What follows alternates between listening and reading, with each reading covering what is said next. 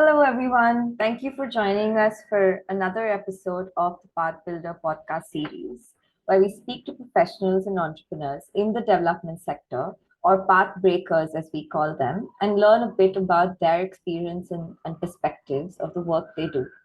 My name is Rachna, and I'm from the Path Builder team.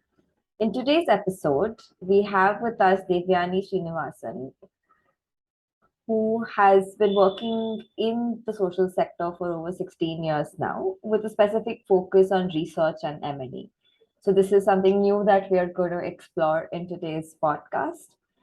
She's worked with clients such as Nilekani Philanthropies and Oxfam in India and IFAD in Afghanistan and Kenya.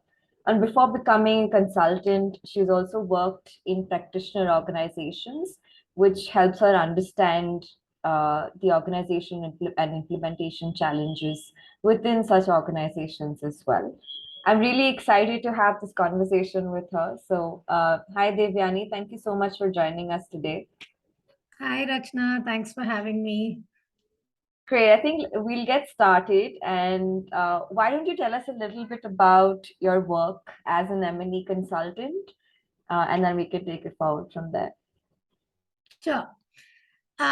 So I have my own company, which is called Probex Consulting.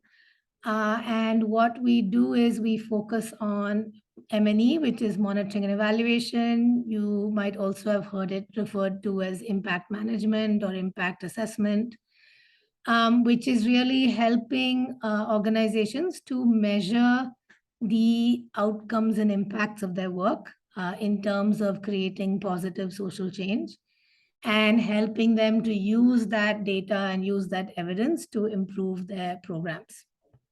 So that's kind of a broad overview of what M&E is. More specifically, we help organizations to create M&E frameworks.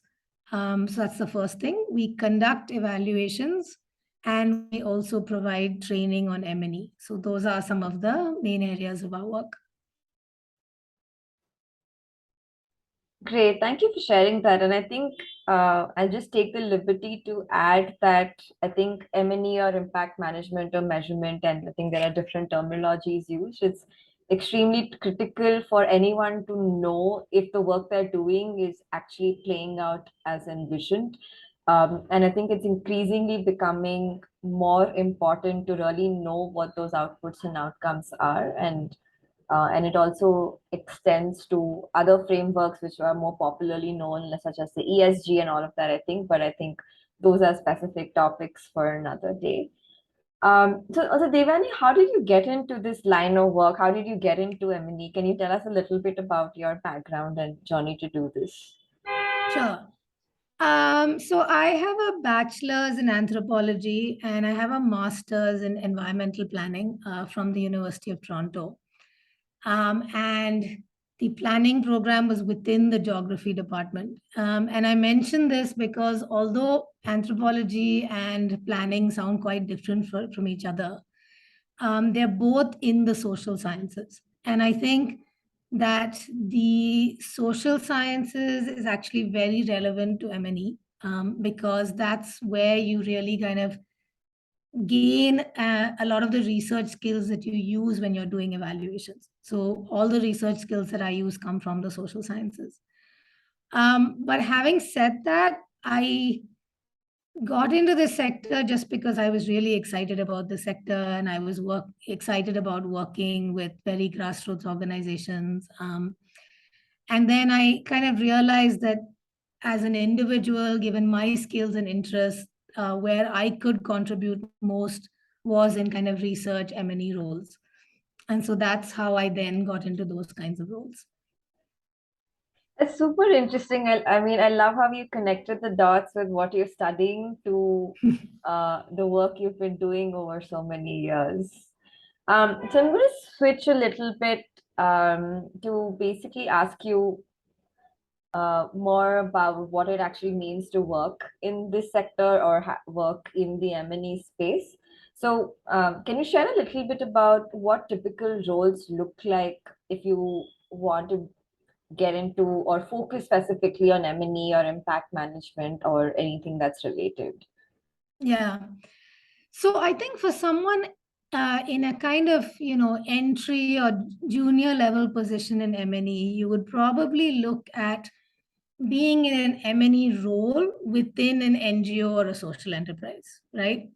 And then as you kind of grow and as you sort of develop more skills, you could look at becoming an M&E consultant.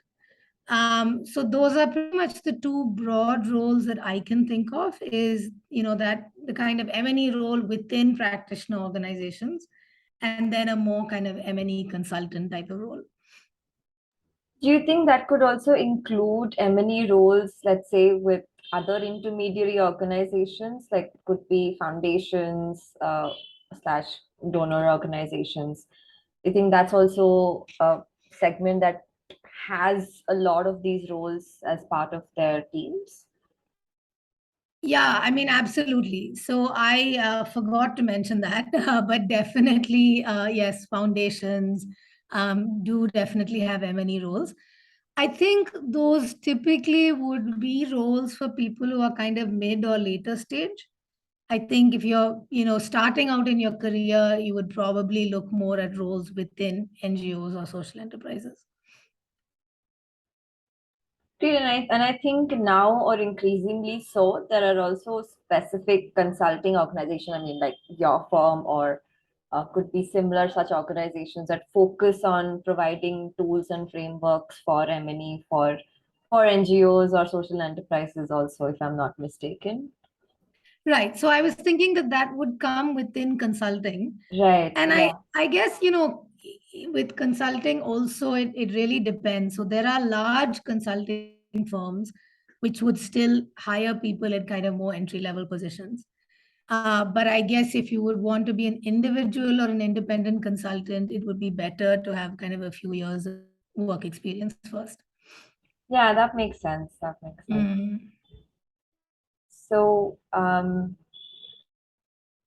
and so So for someone who's just starting off or is keen to explore getting into the M&E space specifically, what can such a young professional expect out of these roles? I mean, can you tell us a little bit of what the day-to-day operations could actually look like? Because I think at a high level, it sounds pretty cool that you're looking at large frameworks, you're looking at lot of data, you're trying to analyze and understand, okay, is this program working or not? Are we actually creating impact? Those are like really big questions, right? But can you share examples or give us a little bit of insight on what does it look like on a day-to-day basis?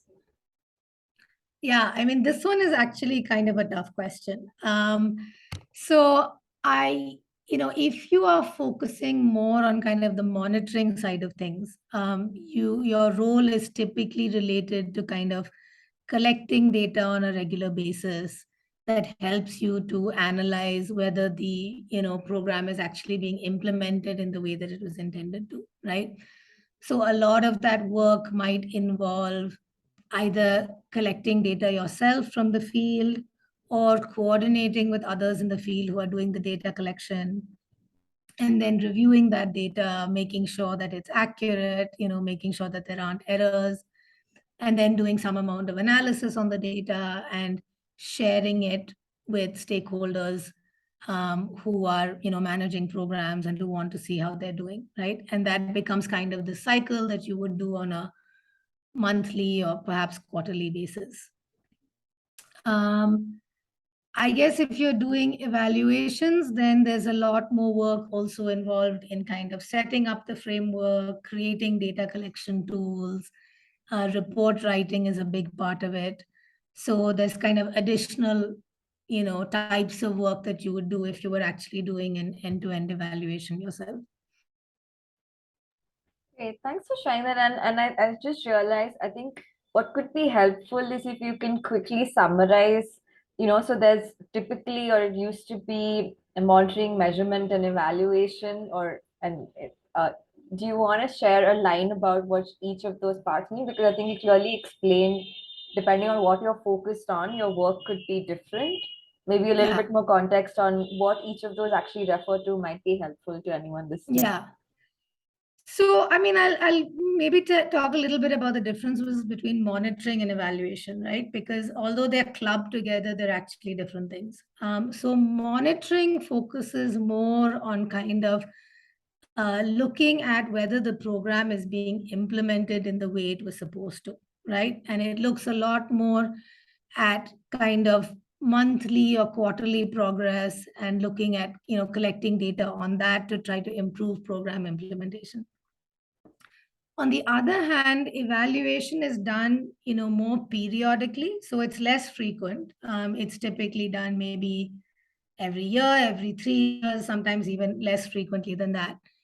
But it looks at whether the program is actually achieving the goals in a way that it's set out to achieve. So beyond just was it implemented right, did it also actually lead to the changes on the ground that it was intended to lead to? And so in that sense, it's a little bit different from monitoring, although of course, both of them are trying to measure and improve impact. Great. Thank you for adding that bit as well. So, so Devyani, so picking up from something that you mentioned earlier, so again, for someone who's interested in this space and maybe just starting off or exploring the M&E space or wants to kind of build a career in that, what are some of the skills, interests, and attitudes that one would actually need for such roles? And I also say interests and attitudes because I know that I think a lot of roles in this space are not easy. They sound very interesting, they're very nice, but they're definitely not easy, right? So, any thoughts on all the three skills, interests, and attitudes? Yeah.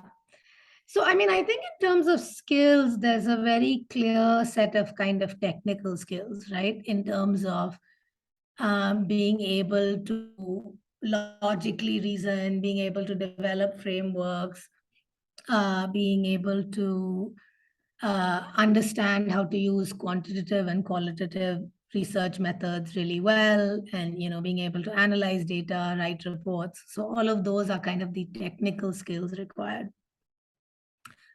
I think beyond that, there's also a set of people skills required, because if you actually want that data to be used to improve programs, you can't just be sitting alone and like crunching data. You actually have to be interacting with people. And so there's a set of kind of people skills that are required. I think beyond that, an attention to detail is extremely important. I think that's definitely something that's required. And I think you have to be the kind of person who is kind of okay with working on long-term projects and on sort of long-term time horizons, right? Because on a day-to-day level, you may not feel like there's a lot happening. But the idea is like, you have to kind of go through the whole cycle, and like a whole bunch of events have to culminate then in like a big insight or a big, understanding of a program. So I think that you have to be the kind of person who's okay with that kind of work and is not necessarily looking for like excitement every day, because it's not that kind of a job. Yeah. Yeah, and I guess the only thing else I would say is you have to have a kind of problem-solving attitude, because there will always be issues. And so I think you have to be the kind of person who's able to overcome them and not be daunted by them. Great. Thanks for sharing that. That's insightful and I think quite helpful as well. I think before we get into the next set of questions, I was also curious. Do you think you can share an example of a project and what it means, just to get some insight on what you really mean in terms of working with an enterprise or a nonprofit, in terms of either monitoring or evaluating whether their programs are working in the way they intended or not? Just any example that could help people understand. Yeah, so for example, I'm just trying to figure out which example to pick. So I think, one example is we've been working for the last few years with Rohini Nilekani Philanthropies, and we've been working with their young men and boys portfolio.